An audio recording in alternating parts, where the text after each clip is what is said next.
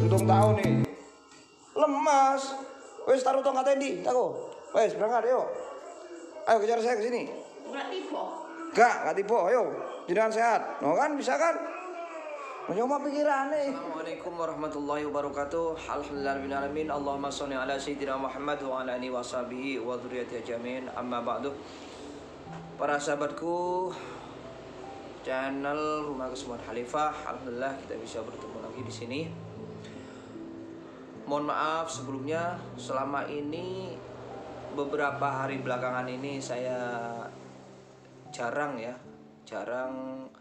mengunduh konten tentang kesehatan fisikal ya, tentang kesehatan medis. Tapi banyak menampilkan hal-hal yang berbau magic ya. Mohon maaf karena tapi ya memang walaupun magic juga terkait dengan terapi di sini, karena itu cuma lebih ke sisi magic atau non medis. Di sini kan saya menerima masalah medis juga fisikal ya, juga non medis, masalah magic kayak santet, pelet, dan masalah-masalah supranatural lainnya gitu ya. Sehingga belakangan memang pas saya lebih fokus memperhatikan tentang fenomena magic itu. Jadi mohon maaf, bukan menyimpang tapi masih terkait dengan terapi di sini ya yang saya terima. Cuma memang lebih ekstrim, lebih seakan-akan magic banget gitu loh. Soalnya saya butuh mempertegas itu karena itu terkait dengan akidah dan juga terkait dengan pengobatan. Begini ya, kita saat ini saya akan berbagi lagi tentang penyakit medis ya, fisikal, yakni fokus tentang stroke. Sebagaimana yang saya alami selama ini, stroke itu ada beberapa faktor. Jadi orang sakit stroke itu ada beberapa faktor penyebab. Ini harus kita ketahui. Selain bisa yang stroke bisa insya Allah bisa meringankan, bisa mengobati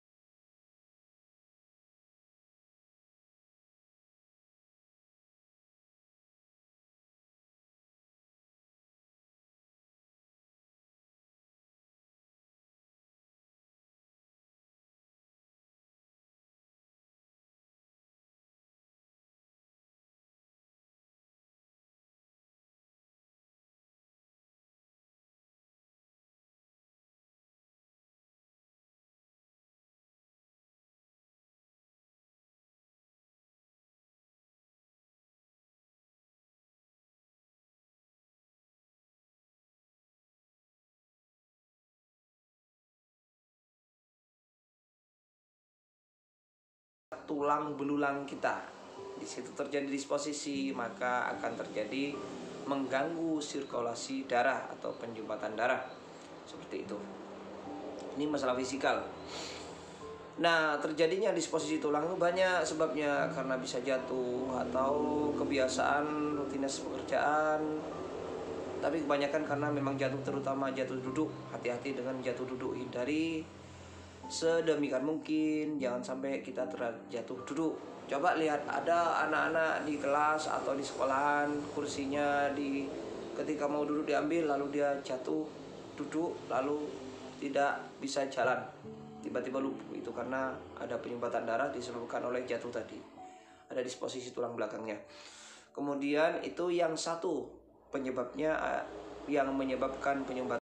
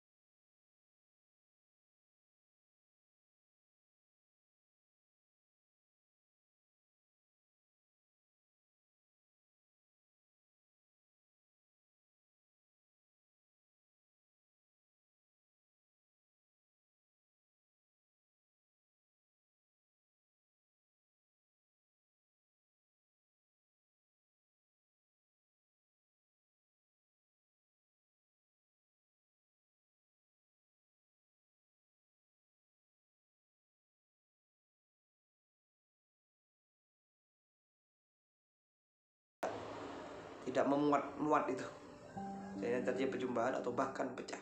Kemudian beban susah, terus susah, sehingga otaknya tegang, dasar darahnya sudah biasa tinggi, ditambah beban ketegangan beban tadi, maka bisa terjadi penyumbatan karena pembuluhnya tidak muat, bisa terjadi penyumbatan atau bahkan pecah. Nah, ini faktor psikis. Biasanya orang yang darahnya sudah dasarnya biasa tinggi tekanannya. Hindari orang yang punya latar belakang darah tinggi, hindari dari kondisi psikis tadi, marah, ambisius, dan terlalu terbebani. Itu hindari banget. Bagi orang yang darahnya rendah itu aman, sehingga umpamanya terjadi tegangan tadi, ya darahnya bisa naik, sehingga malah ke jalur yang normal naiknya karena tegangan tadi. Tapi juga bahaya karena nanti efeknya juga bisa, kalau terlalu tegangannya tinggi juga bisa jadi tinggi darahnya sehingga bisa penyumbatan. Atau yang jelas kalau sudah darah rendah kemudian terbebani psikis juga, itu jadi penyakit lainnya, cuma biasanya bukan stroke. Biasanya kayak sakit kepala atau malah depresi, pokoknya selain stroke gitu ya, atau diabetes selain stroke tadi. Nah, itu diantara faktor-faktor yang menyebabkan stroke. Jadi masalah intinya masalah penyumbatan darah yang disebabkan dari faktor-faktor tadi. Nah, masalah sirkulasi darah itu, ini biasanya penyakitnya akibatnya bukan hanya stroke. Ada beberapa, terutama 2 penyakit yang diakibatkan oleh penyumbatan darah atau tidak normalnya sirkulasi darah di tubuh kita. Yang pertama, kalau sirkulasi darah itu terjadi pada pembuluh yang mengarah ke jantung.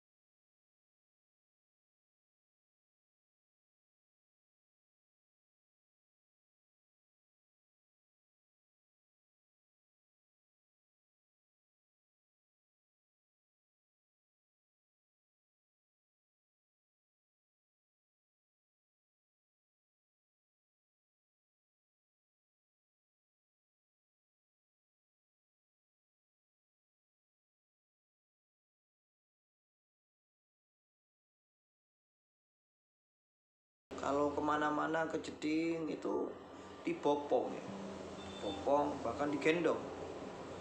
Jadi 7 tahun itu di kasur, berbaring di kasur kena stroke sampai ekstrim lumpuh. Nah, manggil saya karena nggak bisa dibawa ke sini, saya telusuri ternyata apa penyebabnya. Penyebabnya awal kali adalah masalah psikis, bukan karena disposisi tulang. Masalahnya psikis, dia orangnya amarah, memang sudah karakternya pemarah. Awas orang-orang pemarah ini. Terus dia memang biasa darah tinggi. Hanya marah, ada sebuah masalah yang bisa membuat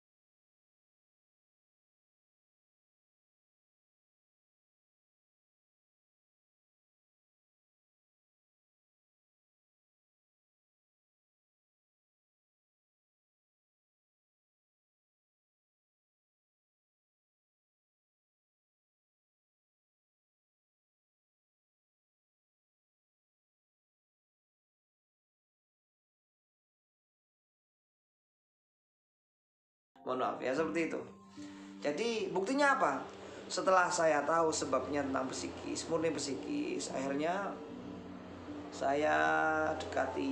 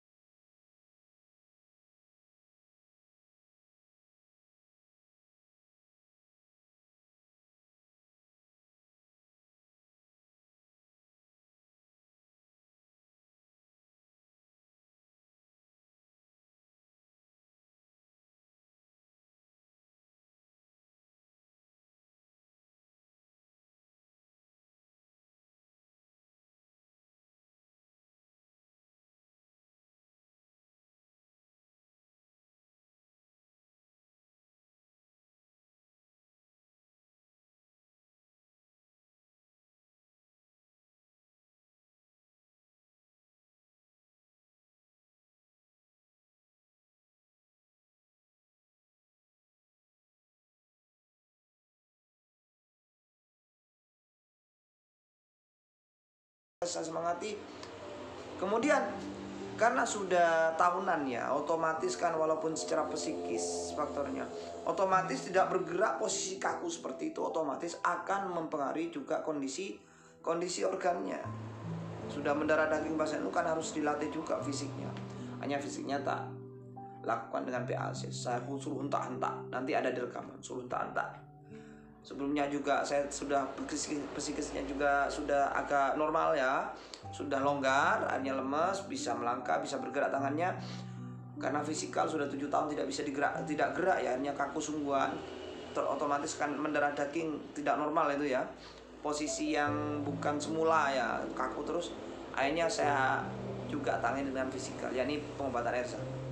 Saya gerak-gerakkan, saya diagnosa, kemudian saya suruh melangkah, suruh hentak, terus engklek bahasanya, hentak. Dia langsung tambah lemes. Psikisnya longgar, kemudian organnya, masalah tulangnya sudah 7 tahun tidak bergerak itu kaku itu, akhirnya saya tangani juga secara fisikal, pengobatan air zaman PAC. Terus saya terus hentak, akhirnya lemes. Seketika itu juga bisa jalan. Ya namanya sudah 7 tahun bermasalahnya, butuh latihan terus. Yang jelas sudah bisa jalan. Selama ini kaku di kasur, langsung bisa jalan seketika itu.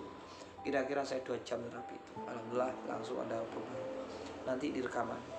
Tapi ya kadang namanya psikis ya tidak bisa dibelokkan langsung secara normal ya. Harus dilatih terus, disemangati terus, disenangi terus gitu. Telatennya. Takut kembali ke pikiran psikis, kondisi psikis yang sebelumnya lagi. Takut marahnya muncul lagi, takut ambisiusnya muncul lagi, takut bebannya timbul lagi.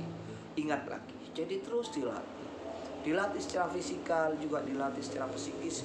Dia harus selalu happy. Makanya orang yang seperti lebih cenderung kepada psikis sebabnya itu terapinya harus bagaimana dia nerimo, dibahagiakan, dihibur, terus gitu. Kiranya hatinya bisa legowo, bisa nerimo, bisa lembut lagi, bisa lemas lagi, akhirnya sembuh. Insyaallah sembuh gitu.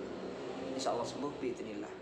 Demikian, ini video selanjutnya ada terapi kemarin itu tentang orang yang cenderung, nah ini ya, orang stroke yang cenderung karena disebabkan oleh psikis. Video sebelumnya juga ada yang banyak karena murni memang penyembuhan tulang seperti itu. Demikian, mohon maaf saudara-saudara atas segala kurangannya. Semoga ini bisa bermanfaat bagi kita semua. Dan sambung doanya, semoga saya semuanya sambung doanya, saya juga kita semua sahabat di sini semoga dalam keadaan selalu sehat, terus bahagia juga mulia. Demikian, semoga bermanfaat dan mohon maaf atas segala kurangannya. Assalamualaikum warahmatullahi wabarakatuh. Ayo, nggak bisa jalan kok, ayo. 5 tahun nggak jalan, ya terus semangat. Nah, lo bisa kok. Ayo lemes. Nah, bisa sekarang. Makanya pikirannya diplongkan, legowo, latihan. Ayo sini Bu, sini Bu. Oh ini 5 tahun nggak bisa jalan. Berapa tahun jenengan sakit stroke? Waduh, hitung tahun nih. Lemas. Wes taruh tongkat di, tako. Wes berangkat yuk. Ayo kejar saya ke sini. Enggak tiba. Ayo, jenengan sehat. Mau kan bisa kan? Mencoba pikiran nih. Jadi mau nggak legowo? Tak bantu tiap hari.